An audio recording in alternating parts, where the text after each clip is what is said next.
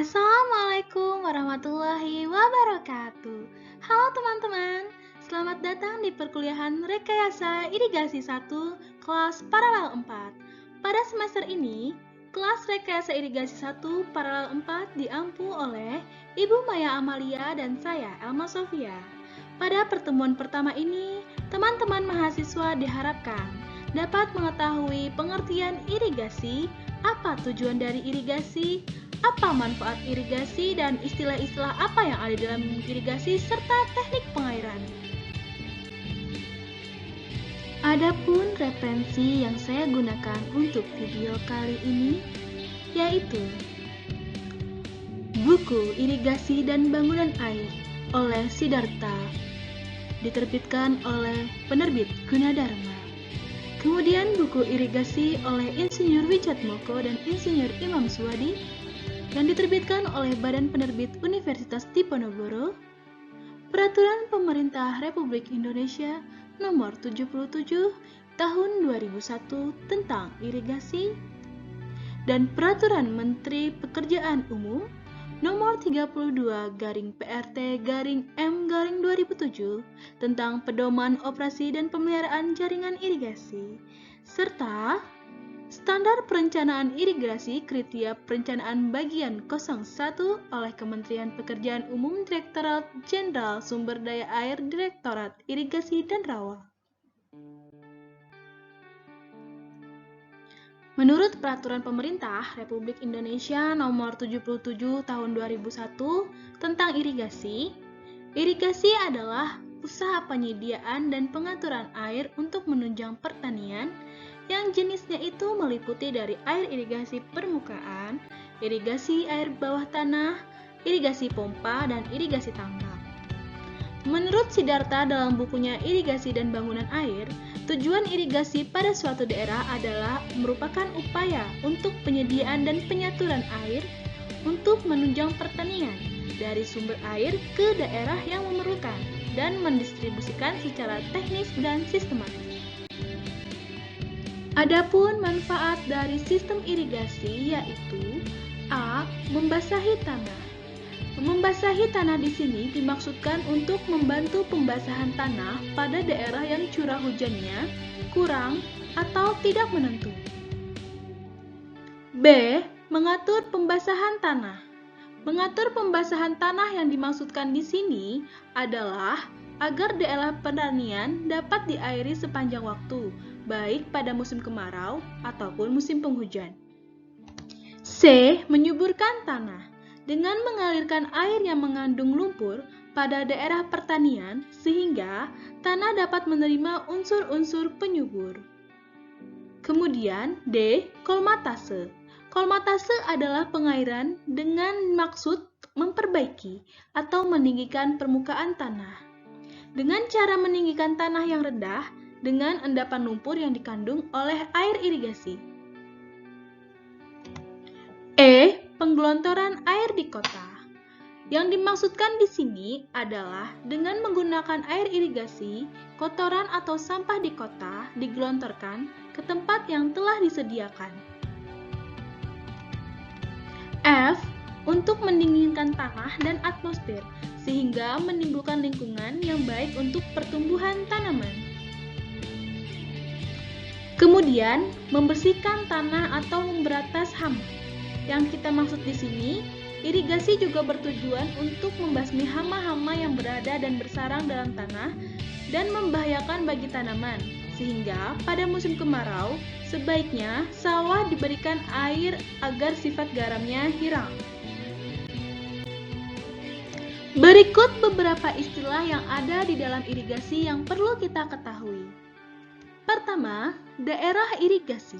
Daerah irigasi adalah kesatuan wilayah yang mendapat air dari satu jaringan irigasi.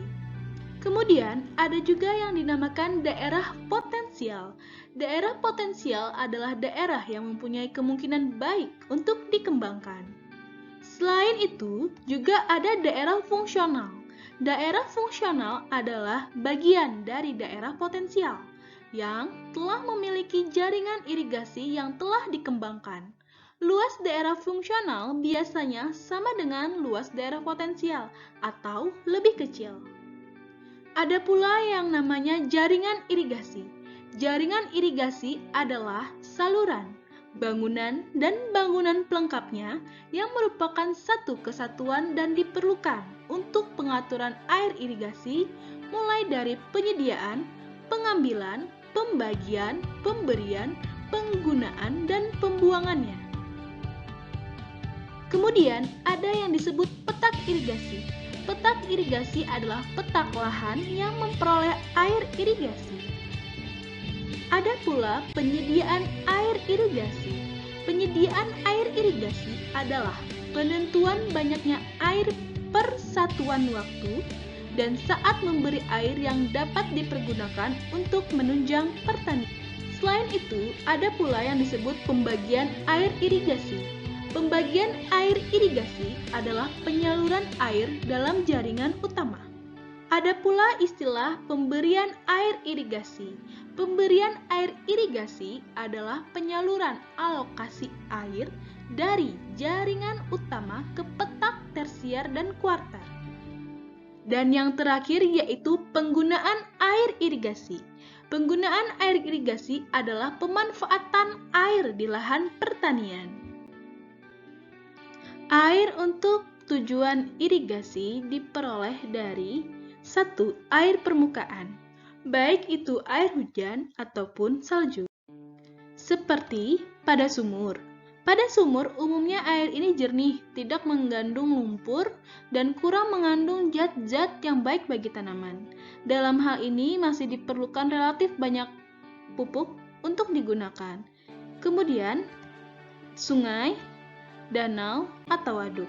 Yang kedua, sumber air irigasi yaitu air tanah. Tidak semua air cocok untuk digunakan sebagai air irigasi. Ada beberapa hal yang perlu kita perhatikan jika ingin menggunakan air untuk irigasi. Air dapat dianggap kurang baik untuk irigasi jika mengandung bahan kimia yang beracun bagi tumbuhan atau orang yang mengkonsumsi tanaman tersebut. Bahan kimia yang bereaksi kurang baik dengan tanah, tingkat keasaman air atau pH tinggi, tingkat kegaraman air yang tinggi, bakteri yang dapat membahayakan orang atau binatang yang mengkonsumsi tanaman yang diairi oleh air tersebut. Cara pemberian air irigasi. Untuk mengalirkan dan membagi air irigasi ada 4 cara. Yang pertama, pemberian air irigasi lewat permukaan tanah. Seperti yang dapat teman-teman lihat di sini melalui gambar, pengaliran dan pemberian air dilakukan melalui permukaan tanah. Yang kedua, pemberian air irigasi melalui bawah permukaan tanah, yaitu pemberian air irigasi dengan menggunakan pipa dengan sambungan terbuka ataupun berlubang-lubang yang ditanam 30-100 cm di bawah permukaan tanah.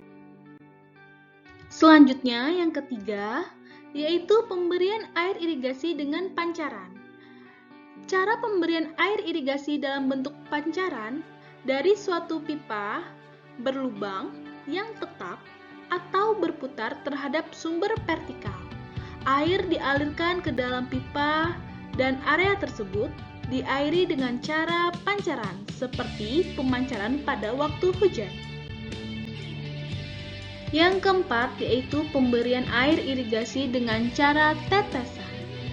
Pemberian air dilakukan melalui pipa, di mana pada tempat-tempat tertentu diberi perlengkapan untuk jalan keluarnya air agar air dapat menetes pada tanah. Cara pemberian irigasi tergantung pada kondisi tanah, keadaan topografi, ketersediaan air, jenis tanaman, iklim, kebiasaan petani, dan pertimbangan lainnya. Selanjutnya pada video ini saya akan memaparkan tentang tipe-tipe irigasi.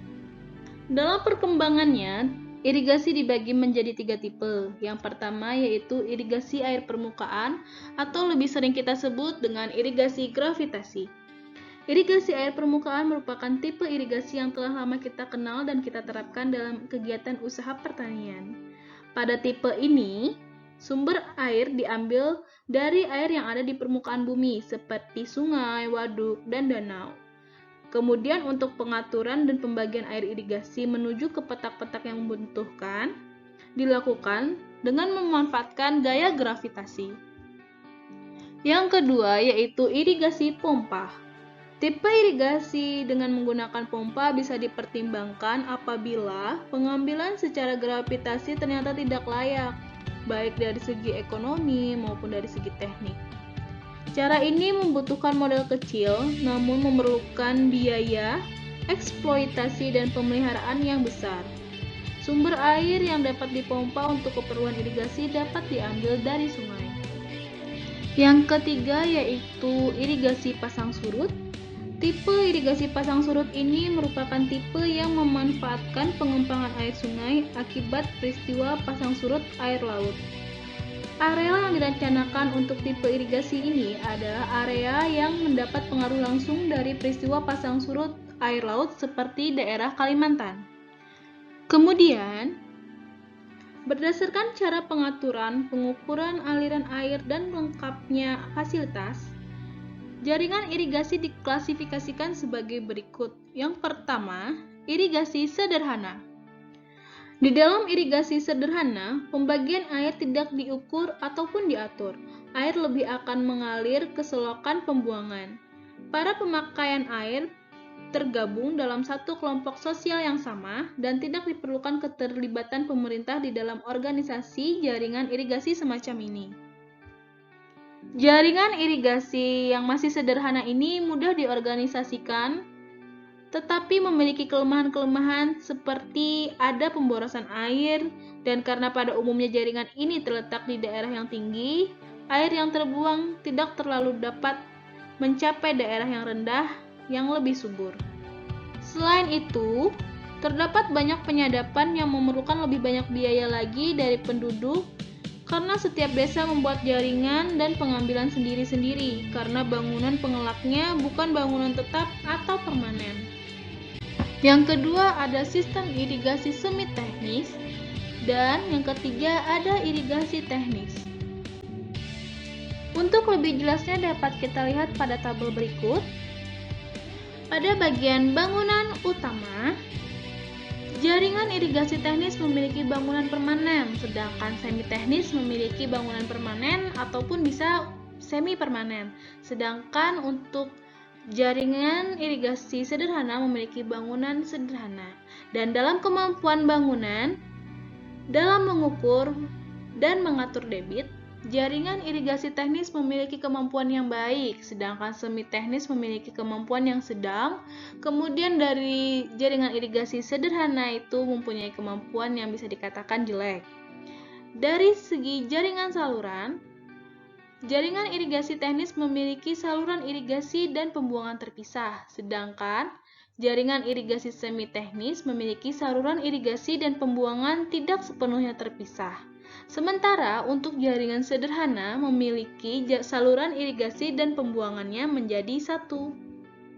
Kemudian dari petak tersier, jika untuk irigasi teknis mereka dikembangkan seluruhnya, sedangkan untuk semi teknis belum dikembangkan atau densitas bangunan tersiernya jarang, sedangkan sederhana belum ada jaringan terpisah yang dikembangkan. Secara efisiensi keseluruhan, bangunan teknis mempunyai efisiensi 50-60%, sedangkan semi teknis memiliki efisiensi 40-50%. Sedangkan jaringan irigasi sederhana memiliki efisiensi kurang dari 40%. Kemudian untuk ukuran, jaringan irigasi teknis tidak mempunyai batasan, sedangkan semi teknis mempunyai ukuran sampai 2000 hektar, sedangkan untuk jaringan sederhana mempunyai ukuran kurang dari 500 hektar. Dalam suatu jaringan irigasi yang dapat dibedakan adanya 4 unsur fungsional pokok, yaitu yang pertama, bangunan-bangunan utama, di mana air diambil dari sumbernya. Umumnya sumbernya dari sungai ataupun waduk. Kemudian jaringan pembawa berupa saluran yang mengalirkan air irigasi ke petak-petak tersier. Yang ketiga, petak-petak tersier dengan sistem pembagian air, dan sistem pembuangan kolektif. Air irigasi dibagi-bagi dan dialirkan ke sawah-sawah, dan kelebihan air ditampung di dalam suatu sistem pembuangan di dalam petak tersier. Dan yang terakhir, yang keempat, yaitu sistem pembuangan yang ada di luar daerah irigasi untuk membuang kelebihan air lebih ke sungai atau saluran-saluran alamiah. Berikut contoh untuk sketsa jaringan irigasi, di mana ini merupakan bangunan bagi sekunder. Kemudian di sini merupakan saluran tersier, di mana pada saluran tersier ini untuk nama saluran ada di kolom ini. Kemudian untuk luas daerah saluran tersier tersebut ada di kolom ini, dan di sini adalah keterangan untuk debit dari saluran tersier tersebut. Sekian untuk video pada pertemuan pertama kali ini. Salah hilap saya mohon maaf. Terima kasih dan wassalamualaikum warahmatullahi wabarakatuh.